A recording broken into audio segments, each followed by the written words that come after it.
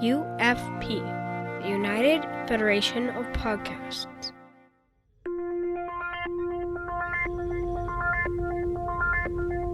Engage. 78 years have passed since the days of the original USS Enterprise. Now a new Galaxy Star ship has been designed.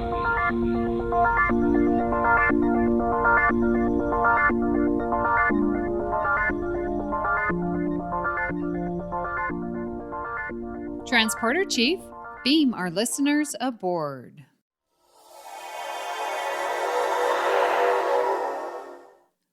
Welcome to Galaxy Class, a Star Trek Next Generation podcast here on the United Federation of Podcast Network.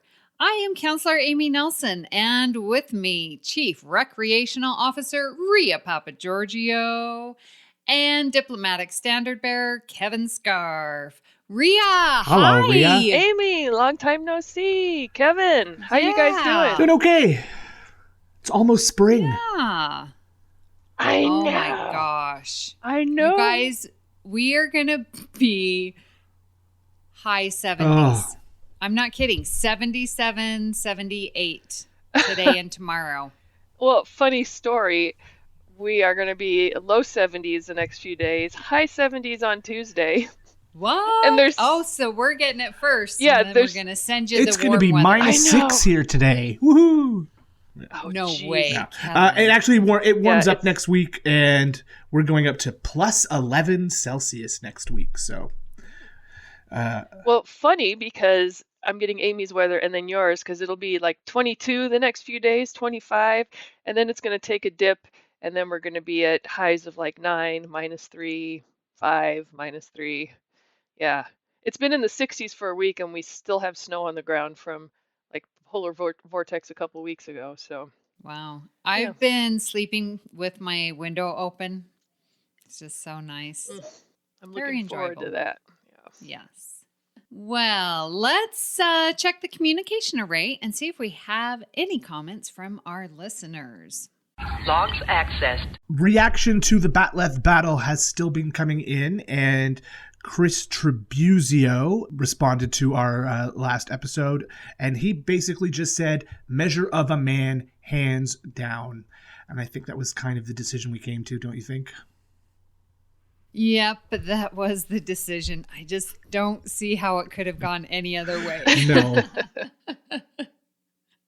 Yeah, Jim McMahon continues and says, Lonely Among Us had the first on-screen Trek role for Mark Alimo, but Tribs is right. That can't beat the measure of a man. True. If you want to see Mark Yeah. Alimo, go watch Deep Space Nine. Yep, just wasn't enough to push it over the top. Yep. Well, on Patreon, we got a message from Brian Cavici, or is it Cavicchi? I need to brush up on my Italian. And he says, "Hello, UFP podcast hosts. I always look forward to new episodes of Galaxy Class. What if the Enterprise D was not destroyed in Generations? When do you think the ship would have been decommissioned? How would First Contact play out differently? Another idea is to talk about how the TNG films played out differently during the All Good Things alternate future timeline." Well, Brian, those are both great suggestions, and that would be interesting to see how First Contact would be different if it took place on the D instead of the E. But Yes. Brian, great questions, and they have been added to our What If. So we will talk about those on our next Ooh. What If episode. Yeah. yay, thank you. I know. I was reading and, thinking about this. I'm like, okay, I'm ready to answer these questions. So thank you for your suggestions, Brian. And I haven't revisited the Next Gen movies as often as I revisit the episodes, so it'll be a good brush up for me to look at those again. We might need to do some kind of movie podcast or commentary or Oh, something. that'd be fun. Just a thought. This is the captain. Senior officers will report to my ready room immediately. This is going to be our build your own TNG watch list. And interesting because a lot of people you see out on Twitter and it's like, oh, what would be some good episodes to watch if blah, blah, blah. And you just sort of want to build your own watch list. I think a lot of people ask us for recommendations, and I'm sure listeners, you get it. When people know that you like Star Trek, then they're always asking you, hey, what would be a good family episode? Well, we have built our own watch list. So guys, what do you think of this new idea, Rhea? Well, I like it a lot. And I think we did do kind of a preview build your own watch list episode, I don't know, a few weeks ago. We had some different watch lists, but I like that we're kind of focusing on different, categories, I guess. And yeah, this will be fun, especially if you don't have H&I TV and can't just watch whatever's on.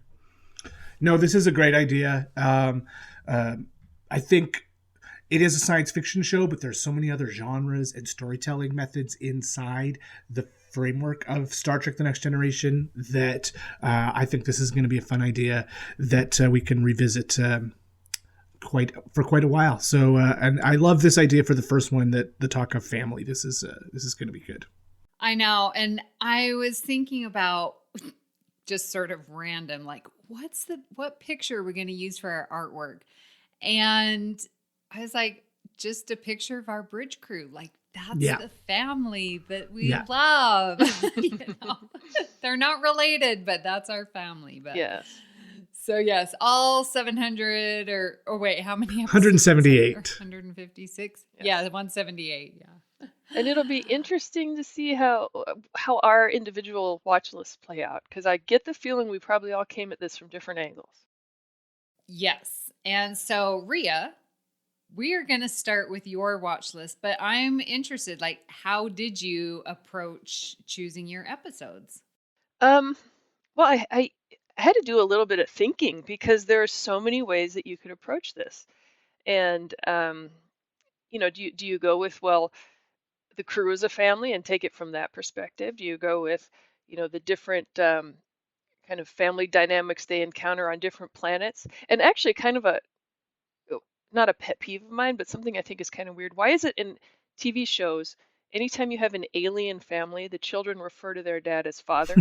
Why is it always father? Why don't they ever call him dad or daddy, or pops? Or pops? Yeah. Why is it always father? But that's neither here nor there. And then knowing that you were also hosting, Amy, I kind of figured that you might cover the Troy aspect.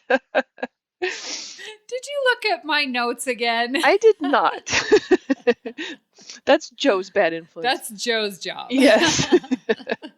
So, but the one thing I kind of kept coming back to was a very interesting family dynamic that you get in Next Generation and also Deep Space Nine, of course, is Worf's family. So my playlist, I have 9 and potentially 10 episodes.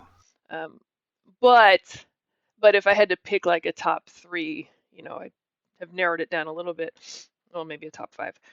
No, we want your entire full complete list. That's what it is. Well, I'll give you the full excited. complete list. And this is, the Worf family saga.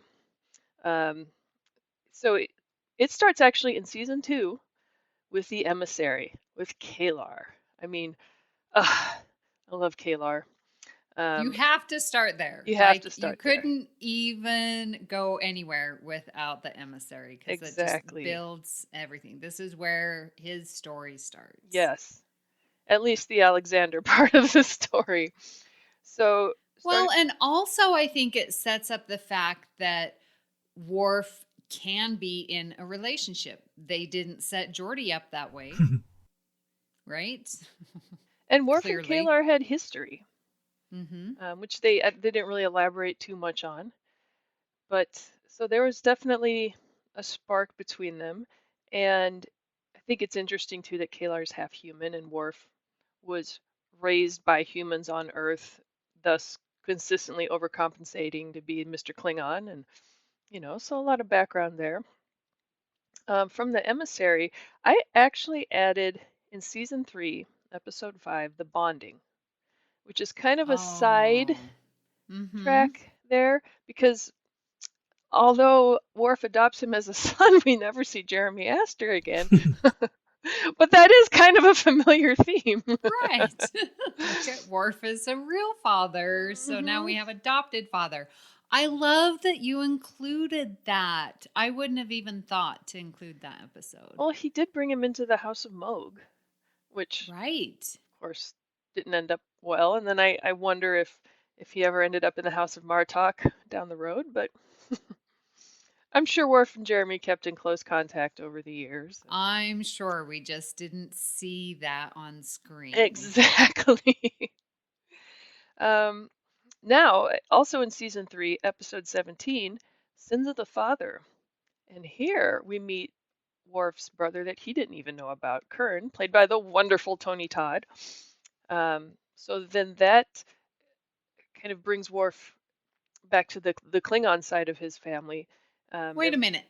He knew he had a brother, but he thought his brother died. Right, yeah. Oh, okay. Because when you said he didn't know about, I was like, I'm pretty sure he did know, just thought that he was dead. Okay. His brother that he didn't know still lived. Okay. Right, thank you. And then the whole Klingon discommendation part of the, of Worf's story, which of course comes into play later on. Oh gosh, you know me, I like my Klingon stuff. So then if we fast forward to season 4, episode 2, I'm sure this episode has popped up in a couple of watch lists. That would be Family, where we meet the Rozhenkos for the first time, and I just love them, especially Yes. Helena Rozhenko.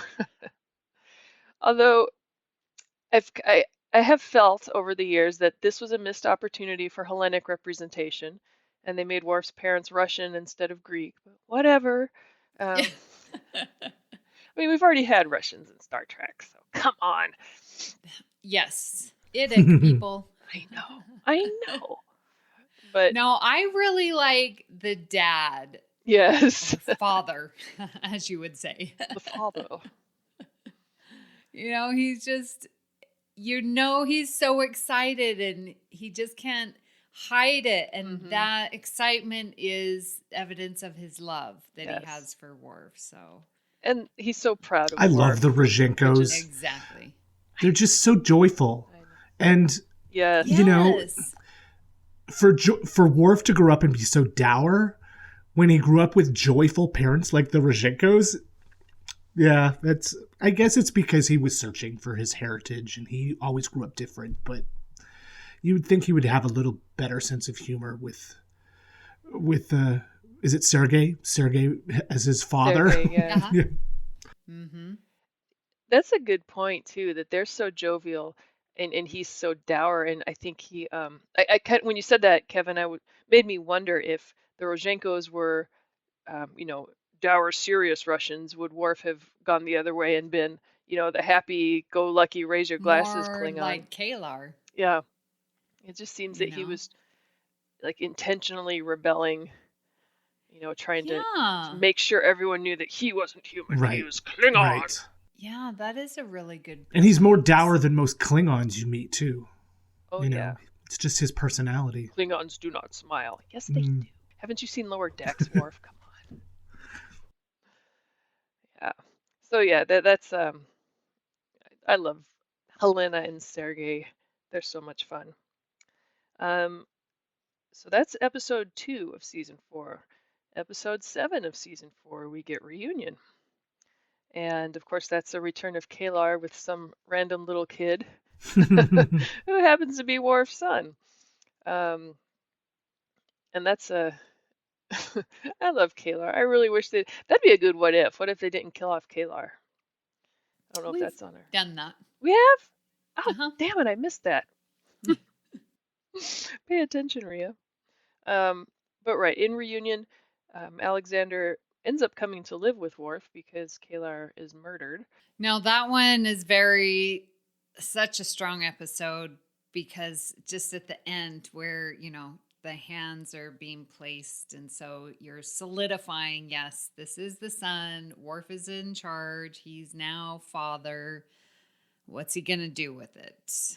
And at that point, Worf and Kalar both came to the realization that they did want to complete the mating ritual and bond and all that. And the the only thing holding Worf back, because clearly he loved Kalar, but the only thing holding him back was his discommendation, and he didn't want Alexander to be dishonored, the way that he was. So yeah, just heartbreaking, poor Worf.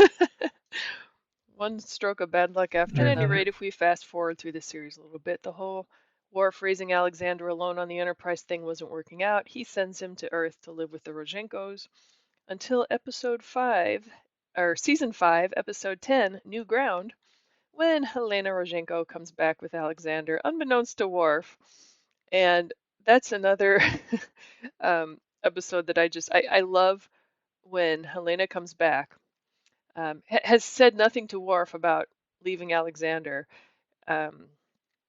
And Worf and Helena are in 10 forward and, having a drink or a bite to eat or something. And, Helena mentions something about leaving Alexander to stay. And then Worf asks her something. And then she changes the subject. Oh, are you eating enough?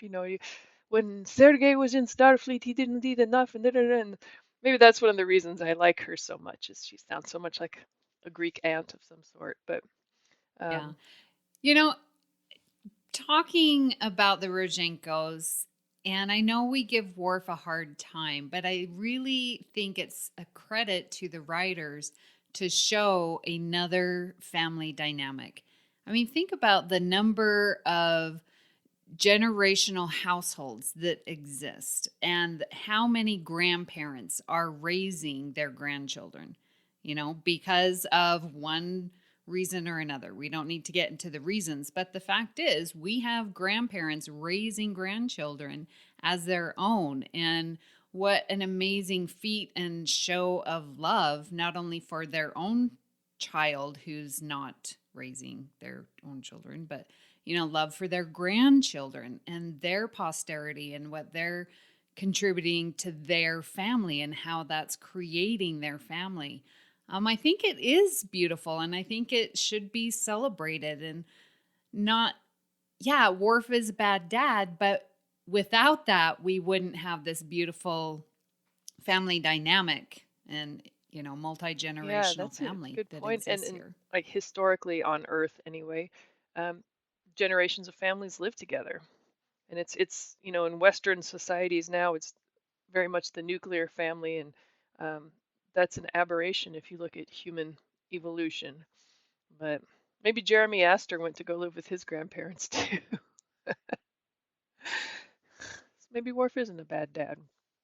But at any rate, in New Ground, there is, a little bit of tension and some adjustment, understandably, as Worf suddenly, for the second time, finds himself as a single father, and Alexander has all his, feelings of abandonment, justifiably so, that he needs to work through. Mm-hmm. I did include on this list episode 20 of season 5, which is Cost of Living, which, a fun Lwaxana one. Yay.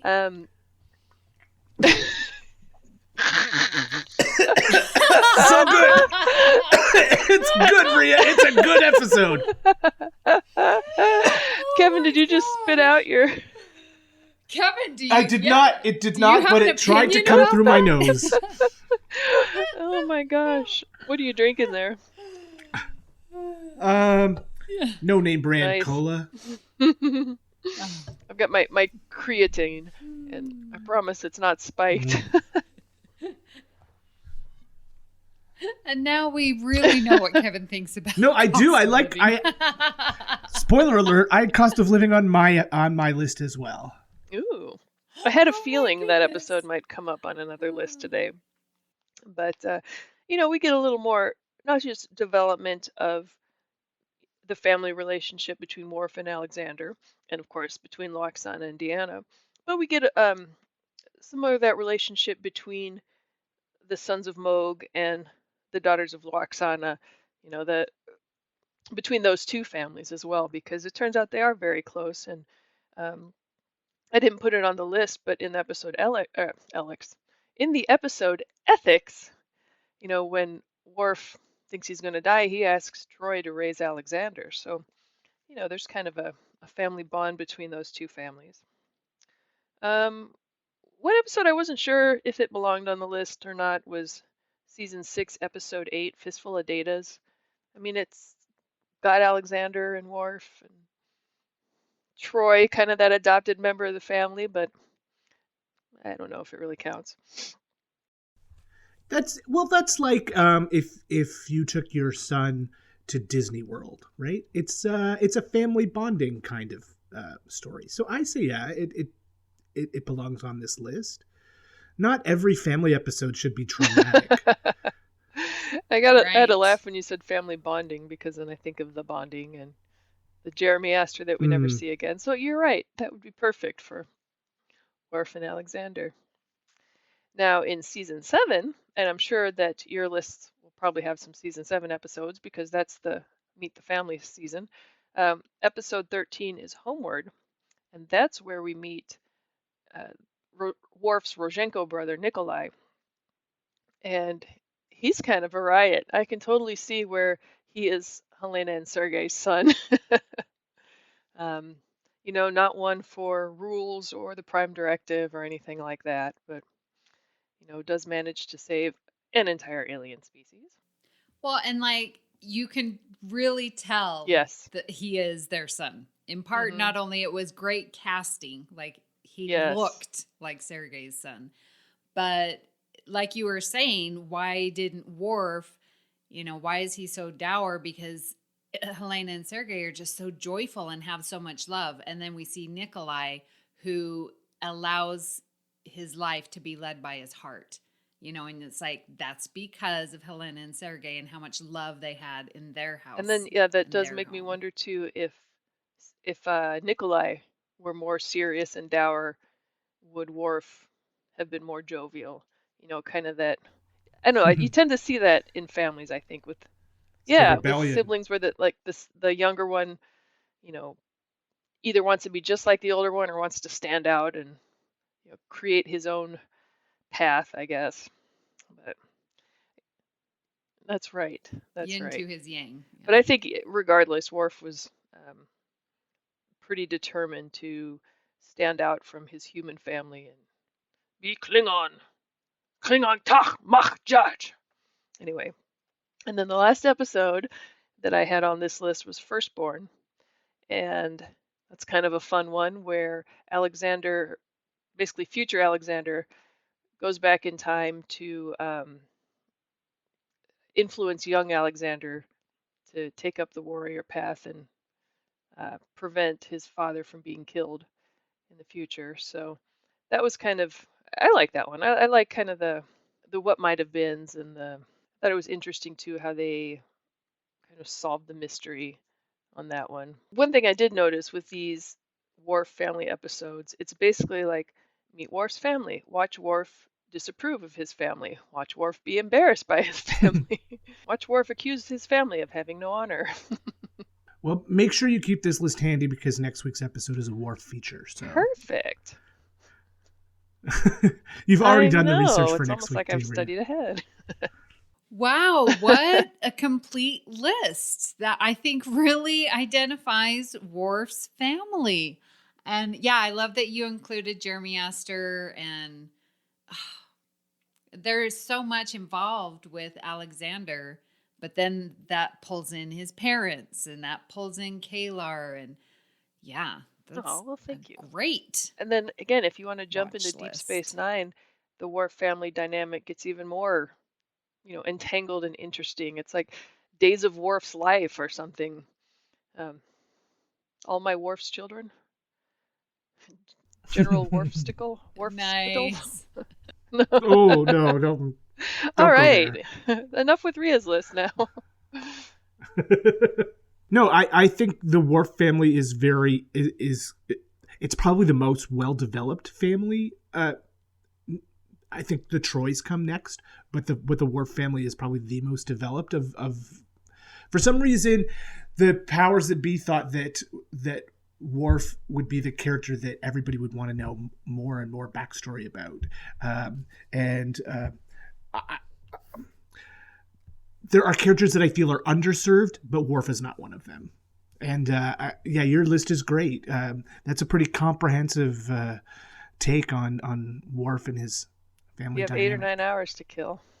Wow, Kevin, I think I agree with you and hadn't really thought about Worf having the most developed family background that we get. Do you mind if I go next then, Amy? Because I was trying to put my list together, trying to give a good family episode for each of the main cast.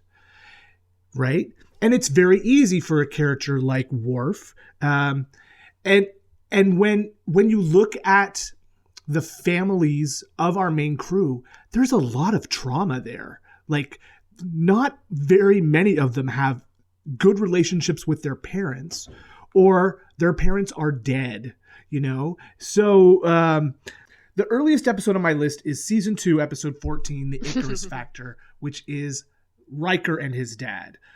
This is where we learn that Riker lost his mom at an early age. His dad stuck around for a while, but they haven't talked in like 20 years.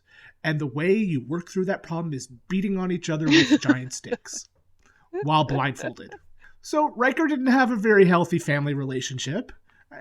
He pined over his mother, who died when he was like 12, I think, 12 or 13. So, and then to learn that one of your coworkers had an affair with your father too, like, not all that healthy. So, poor Riker and his family backstory. And then, I mean, later on, he ends up with a brother through a transporter accident, right? Very few of our main characters have siblings either. The only one I think Worf has a brother. LaForge has a sister who we never see. Like, LaForge has the most functional normal, family healthy dynamic, and we know nothing about them. Maybe because it's normal. Interesting. Right? So let's jump to LaForge then. The best episode for LaForge and his family is Interface, season 7, episode 3, where he thinks his mother is trapped on a planet with an energy field around it, and he does everything he can to get to her because he loves his mom so much. You know, that is a normal family kind of relationship. And yeah, because there's his mother that he's looking for, father, and sister. We never see the sister. Yeah, like a whole... But, yeah. But he's got a normal family dynamic. So, let's jump back to Picard then. I mean, the obvious Picard episode is family. And family does touch on more than just Picard's family. There's the Worf plot, like you said. There's also a nice through line with Crusher and going through Jack's belongings. Picard, I mean, family is just such a nice button on the Borg invasion storyline, the personal effect it had on Jean-Luc Picard, and to see it through the eyes of his brother was just a really nice thing. And that they've worked through their troubles, and they came out the other side again after beating on each other in a mud puddle, but they've come through it on the other end. And then to have them just so callously written off later in the series, why are they so mean to our favorite characters? You know, but to have Picard, Robert, and Renee just murdered is it's heartbreaking because we like these people, and you know, Picard finally worked through his difficulties with his family, and then you rip it away from him and again. Just end the Picard line. Boom. Yeah. But that does not take away from the episode family. It is a beautiful button on the Borg storyline and a nice look into Picard. I think next to Worf and Troy, the character who has the most family connections is Data. There's so many Soongs and everything, but instead I wanted to look at season 3, episode 16, The Offspring, which is Data's attempt to create the next generation.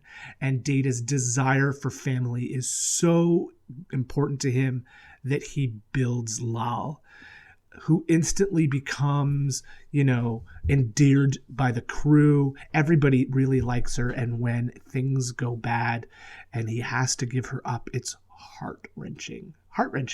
She's beautiful, intelligent, definitely part of the data line, and he has to let her go at the end. And the fact that he has no emotions and can just switch it off makes it heartbreaking for the rest of us. So that one would definitely be on my family list. And the fact that Data feels that to be human, the part of that is to have a family. Like that is an essential part of being human. Yes. Procreation is part of the human condition. Although none of us, Galaxy class hosts have procreated, at least that we know of, Amy.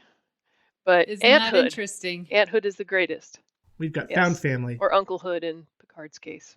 So for Troy, I could have gone with lots of episodes, but I went with Dark Page.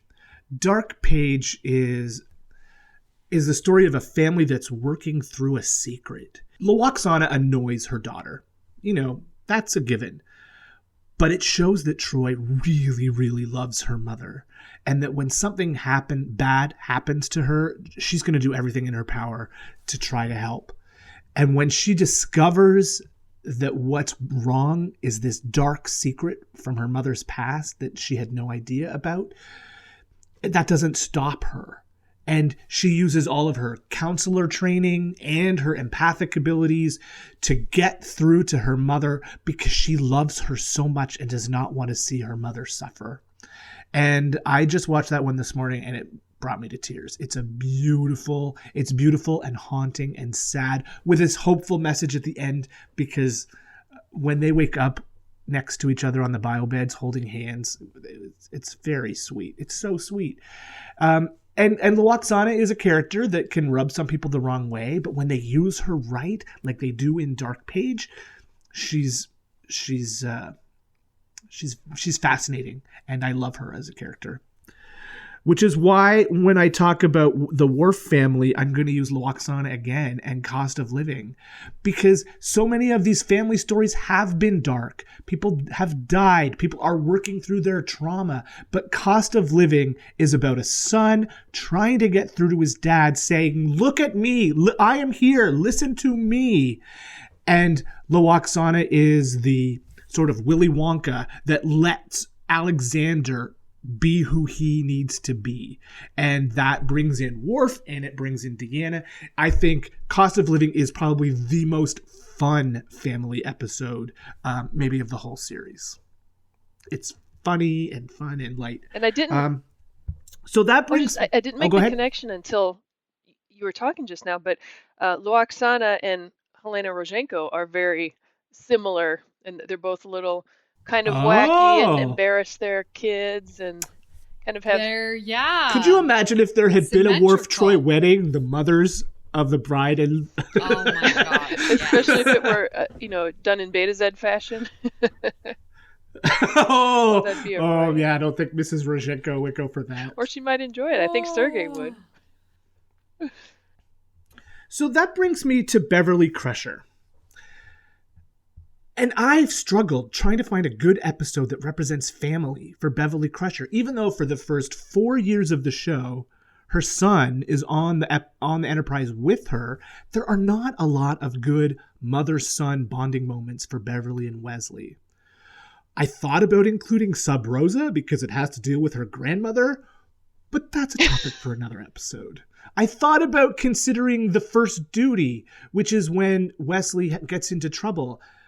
But really, that's Picard bonding with Wesley again. There are very few moments for Beverly where we get a good sense of family with her, and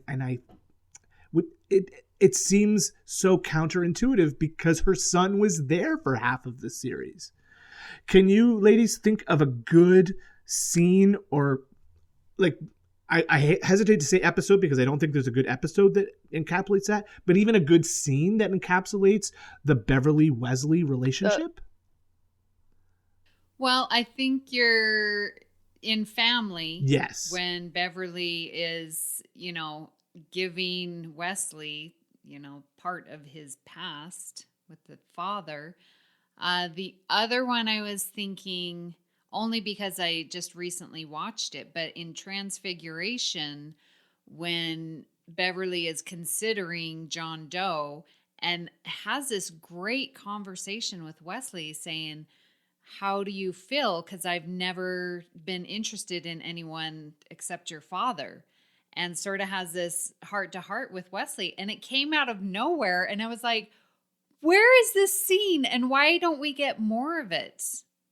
But again, one scene amongst an entire episode. It's not highlighted. I wonder very if well. she had been around for season 2, if things would have gotten developed more differently. But because she was gone and Wesley was sort of adopted by Riker and Picard, and the rest of the crew, that he became self-sufficient more earlier, or didn't feel like he needed his mom anymore. But she was there, and I don't know. She missed a lot during that year, and they never really felt close to me. I think that the season 2 thing was kind of pivotal in that, because really the scene that comes to my mind of the two of them having a mother-son moment is in Remember Me. When Wesley accidentally traps his mother in a warp bubble, and then they end up having to work together to get her back, although they can't even communicate with each other. Right. But they kind of have to put themselves in each other's shoes and think like the other person a little bit. But I think the season 2 thing is a big part of it, and I think it's probably more off-screen reasons. So Gates McFadden left for season 2. But they ended up bringing her back. But I think in the meantime, relations with Will Wheaton were already souring, and so I think that would be my guess, is that it was kind of off the field stuff that they weren't wanting to feature him, or perhaps feature that relationship, because from what I understand, just the writing was on the wall that he wouldn't be sticking around. But I could be wrong. I do think the season 2 thing is a big part of that. But we know very little about the rest of Beverly's family. We know she had a grandmother. She was raised by her grandmother. Again, dead parents. She had dead parents too. So her Aunt Adele made soup. Yes, and her grandmother taught her how to use herbs to cure wounds. How to sleep with ghosts. So, yeah. So I wish I had a better episode for Beverly, but I think I've covered the rest of the main crew with a pretty good watch list. That's cool. And I was thinking of doing, sort of highlight our main crew and see what family episode would be the best, I guess. I don't know. I know there are others, especially for Worf, but Rhea, you went over all of Worf's episodes there. So, and I had a feeling Miss Amy might talk about Miss Troy. But I tell you, Dark Page was the first episode after Family that came to mind for me, was Dark Page, because it's such an intense family relationship. And when I was kind of first thinking what direction I wanted to go to, the Icarus Factor and the Offspring were two of the ones that that first came to mind. So. Well, Icarus Factor is really the only episode that features Riker's family, except for... Yeah, we don't know much about Riker's family. But it's just a little weird that so many of them are orphans. Yeah, that is a recurring theme. And it kind of makes you wonder if that's what attracts people to Starfleet, if they don't have, those kind of family ties tying them to a particular planet or something where they're orphans, so hey, they might as well go gallivant around the stars. When you get that, I mean, in real life with people joining military, I've got nothing to lose, and it's instant family. Because you're looking for that. Yeah. Well, you guys were correct. I did focus on Deanna Troy's family. And I was like, you know what? Because I was thinking along the lines more, Kevin, like what you did, and try and get one, episode that shows the family. And I'm like, nope, I'm going to have fun. And I want to see Deanna Troy's family. So that's what I did. So, and I didn't put the seasons, I do apologize, but very early on, we get to meet and have a potential wedding of Troy in Haven. So we meet Lwaxana and her preparations, and we learn a lot about, what does a Beta Z wedding look like, and just this potential husband for Troy that has been betrothed. But I love their relationship, obviously, mother and daughter. The annoyance and the expectation of, fulfilling her Beta Z destiny or whatever. And Haven, I think, is fun. It's not a serious conflict. No. So that's good, because after your guys' list, I'm like, yeah, there's a lot of family drama, and this is just a low stakes compared to, losing Kalar and... This just occurred to me while you were talking, but the Troy's betrothed in Haven, is his last name Miller? Yes, it is. Mm-hmm. Because I was thinking when you brought up that episode, I just love the way that Lwaxana relates to, the Millers. And it occurred to me, I'm like, this is basically my big fat Greek wedding on the Enterprise D. Yes, it is. With Eon Miller. Oh, So, yes. Yeah. I love it. Yes. Haven And is a very fun episode. And a fun introduction to Lwaxana. Yes. Mm-hmm. I'm just throwing it in, again, highlighting Lwaxana and Deanna's relationship in Menage a Troi. It is similar to Dark Page in that Deanna's going to do everything she can to save her mother. I think that's the similarity. But this one is lighter, more fun, getting kidnapped by the Ferengis, and, Lwaxana doing her magic. And then, of course, ending with Picard's famous, recounting of a rose is beautiful and I must have you over his dead body. I can make that happen. But it's just such a fun episode. Again, highlighting Deanna and Lwaxana's relationship of that mother-daughter. I think that is the strongest familial relationship that we see, I think, in all of TNG, that relationship between the two. Stronger than O'Brien and Keiko? One, and probably the only episode I have for Deanna's family that doesn't include Lwaxana is The Child, season 2. And we not only get Deanna's alien son, but we learn that her father's name is Ian and that they had this amazing relationship. And so to honor her father, names her alien child Ian. So, and I just love that episode anyways. And we get to see Deanna truly as a mother. She plays the mother role to Alexander, but more in the therapist mother way. This is truly Deanna being a mother, and an excellent mother, I think, to Ian. A mother on Fast Forward. Definitely, yeah. But yeah, protecting Ian, and yeah, great.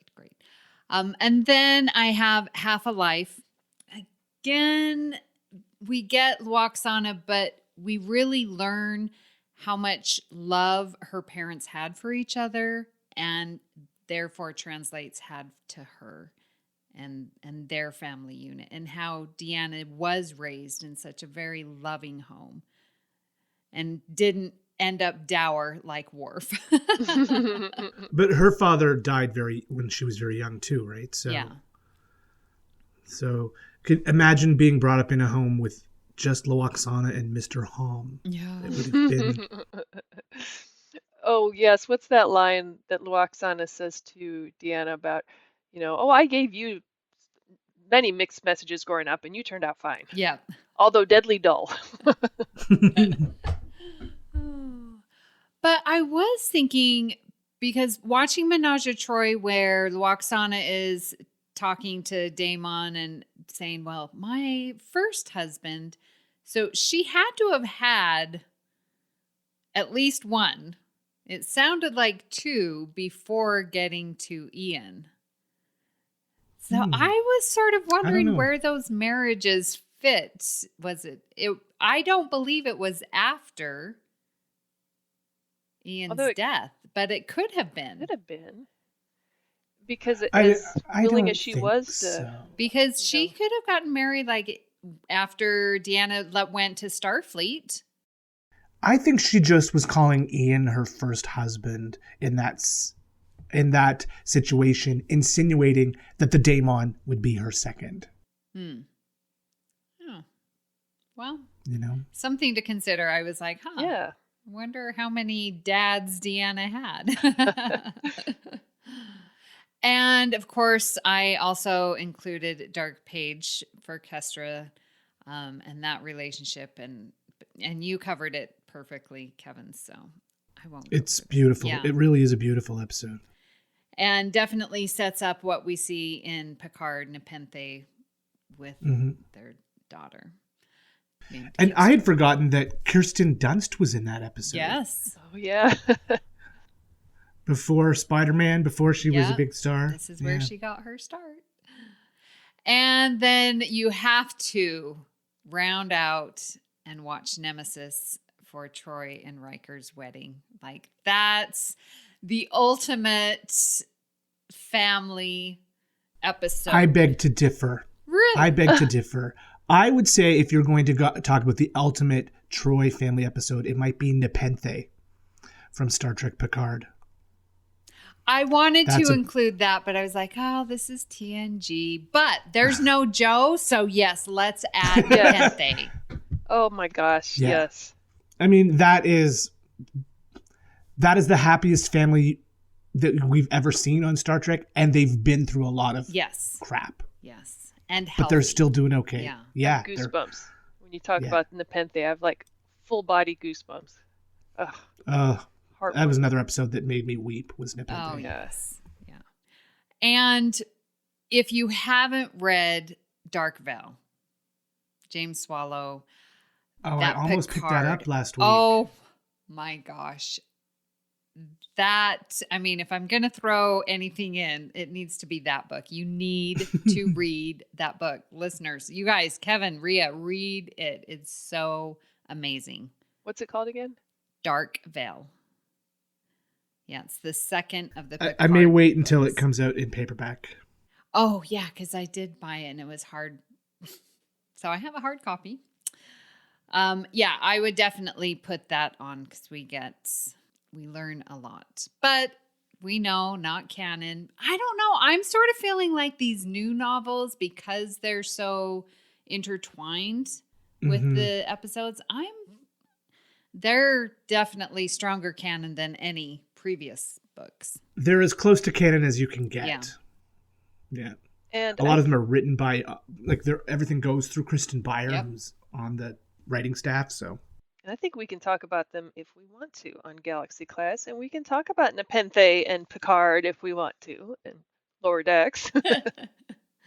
Yeah, so that would be my Troy's family watch list. Very nice. Awesome. Yeah. Yes, I like that.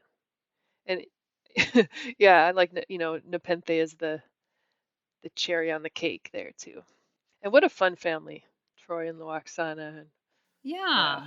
I mean, I like, because final thoughts would be like, we've seen so much trauma and hurt and pain and trying to overcome. And it's really sad that there has to be so many that's just heart-wrenching. Yeah. But we get some lighter ones with the Troy. So I like that. Well, that's why I wanted to make sure that I had at least one lighter episode on there, like Cost of Living, because so many of the family episodes are about family trauma, family drama. So, drama. And I've kind of wondered that before. Like, why is that? Why do we have to have family trauma to make family stories interesting? Or that's actually something with Nepenthe. I'm like, well, why did you have to? Now I can't think of the Troy's son. Thaddeus. Thaddeus, yes. Why do you have to kill off Thaddeus? Like, why do you have to put Troy and Riker and Kestra through that trauma? Why? I don't know. I guess if you really want to hit close to home with your human viewers, strike at their families. But ouch. I still think it's very interesting that the family backgrounds of our main crew are so that so many of them came from not broken homes, but they'd already lost people, right? And I guess that creates drama. It creates some kind of story point that you can jump off of. But well, I was thinking about that, and it's like, okay, if I were to look back and let's say high school, middle school age, do I know any of my friends that have lost parents? No, I don't. So then I'm like, okay, so if I were to translate that and put us on an Enterprise Galaxy class starship, and then to have everyone have lost someone major in their family, that's a lot of death. And I'm wondering why, to your point, Kevin, why did they feel they had to do that? Because I would say, generally speaking, you're going to have more okay families than not. Because especially when in the very first episode, they let us know that people live to be 150 years old or more. Exactly. Right? You know, these people's grandparents should still be alive, a lot of them. And great-grandparents. Yeah. So, you know, it is kind of interesting that they've given our heroes such tragic backstories. You know, my niece, she'll be 4 in a couple months, is just starting to, I think the pandemic is part of it, and then we've had some deaths in the family where she's starting to be afraid of, she's starting to, you know, understand that death can come and take people away, and she's scared of it. And, you know, but it's kind of like, well, like you were saying, Amy, you know, odds are, you know, you're going to grow up and your parents will be fine and they won't die until they're older. And, you know, it's like the odds are in our favor because, you know, how many people, I mean, it happens, it definitely happens. And it's, you know, tragic when a young child loses a parent or a parent loses a young child. But the odds are definitely in our favor that things are going to go well. And kind of trying to explain that to my little niece. But then, yeah, why is that then on board the Enterprise? It's like the ragtag collection of orphans. Right, where the exception became the rule all of a sudden. That's why they need a ship's counselor. For the writers, yeah. Well, they've found each other, so they've got a found family. And it's wonderful that well, over the course of 7+ years that they've gone in and fleshed out these family stories and, I don't know, made the characters that much more interesting. Mm-hmm. Because when you look at the original show, we didn't know anything about anybody's family. Kirk had a brother. Spock had some parents. I had a brother once. No, I lost a brother once, but I got him back. Oh, do you remember that line? What about Sam? He looks just like you, but with a mustache, and he's dead. You didn't get him back. But anyway, that's a TOS rant. Well, listeners, let us know your family watch list if we didn't put in an episode that you feel should. We'd love to hear and see what list you put together. Incoming transmission. You can do that on the Facebook group Federation Council Chambers. You're welcome to start conversations with us or add any general Star Trek info you want to share with the group. And if you'd like to send us an email, you can email the network at contact@ufp.earth, and we might, and by might I mean will, read your email on the show. So please hit the subscribe button on Apple Podcasts or wherever you get your podcasts and leave us a star rating and written review. That helps others find the show. Now, you can follow the entire network's podcasts with our master feed by searching United Federation of Podcasts. This way you won't miss any of our fine shows like All Good Things, which I'm catching up on, Amy. I'm getting there. I'm closing in on Nice. Coming back to the top. Franchise Fatigue, Always Hold On to Arrow, General Quarters, Mickey's Marvels, Infinite Diversity, and Trek Pod. So, Rhea, where can people find you when you're not researching your family tree? When I'm not researching my family tree, Which I'm sure has deep roots in Greece. Yes, it does. Which reminds me, I need to call my Aunt Jenny, who is the one that does like all the family tree research. Oh my gosh, she has like papers that you plaster across the wall that have all the family tree stuff on it. It's fascinating. But when I'm not doing that, you can find me outside digging in the mud because it's actually above freezing, or you can find me on the Federation Council chambers. You can even send me an email at contact@ufp.earth, and I'll probably read that before I read my current work emails or personal emails. So, Amy, where can people find you when you are not lounging up to your ears in a mud bath with Troy and Loxana and Worf and Alexander? Well, when I'm not doing that, you can find me right here on the network hosting All Good Things, where we get to talk about all of the wonderfulness that is Star Trek. You can find me on Union Federation podcast, where I'm talking the Orville and Star Trek and comparing those. Rhea, how's your Orville? I have watched the entire series. Yes. So I've been all caught up, and at some point I want to watch it a second time because it's so good. Well, our last podcast, so we're taking episodes of the Orville and pairing them up and like sort of who wore it best, who covered it better, the Orville or TNG. And so the last episode that we recorded, which is already out now, was The Outcast with the season 1, About a Girl, where the child was born female to an all male, and I say all in air quotes. Yeah. I love that whole thread throughout the series. So. Yeah. Yes. So cool. Well, I haven't started yet. Oh, it's on Disney Plus now, but I haven't started watching. It is on Disney Plus? In Canada. Oh, okay. Oh, that's right. Because you guys get it on Hulu. Yep, we do. We have it on Disney Plus. Nice. Excellent. Yeah. Well, highly recommend it. It's really fun. You can also find me on Twitter at Miss Amy Nelson, and of course in Facebook on Federation Council Chambers. And Kevin, where can people find you when... Oh, darn it. I had one. Hold on. I'm right here, Amy. Here I am. You can find me sitting right here in this chair. Kevin, where can people find you when you're not settling sibling debates with giant Q-tips?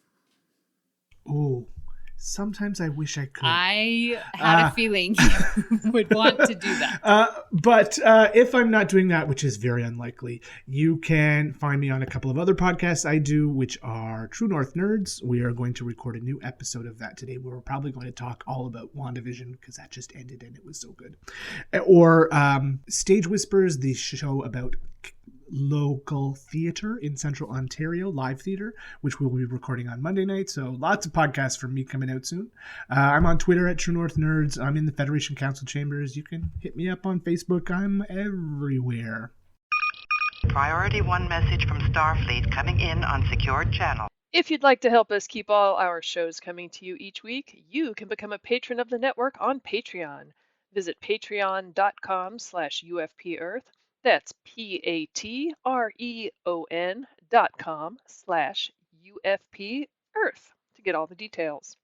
We have 4 different levels starting at just $1 per month, and we'd appreciate any support that you would like to give us.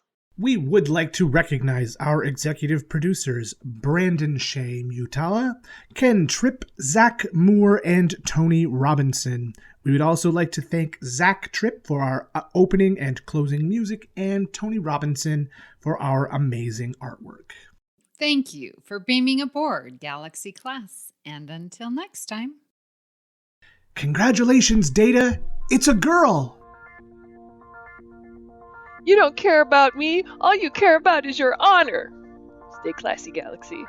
Great joy and gratitude. Engage.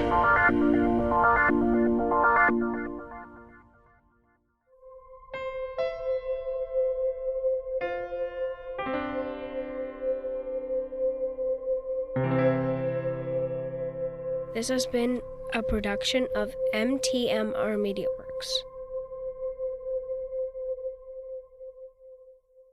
Don't we have a Galaxy Class email address now? Yeah, but I haven't set it up exactly yet. Okay. I mean, it is set up, and I didn't change the notes. That was my bad. We'll unveil it. Yes, next week. Rhea will get to.